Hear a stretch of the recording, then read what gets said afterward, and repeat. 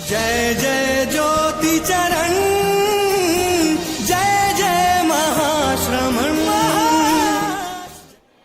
कल महातपस्वी आचार्य श्री महाश्रमण जी का 50वां दीक्षा दिवस।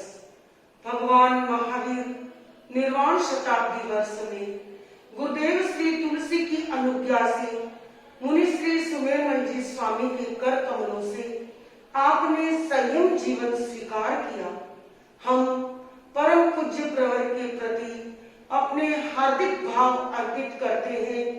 एक गीत के माध्यम से प्रस्तुत है शासन श्री साध्वी श्री जिनरेखा जी, साध्वी श्री निर्वाण श्री जी आदि साध्वी वृंद अपने भावों का उपहार लेकर।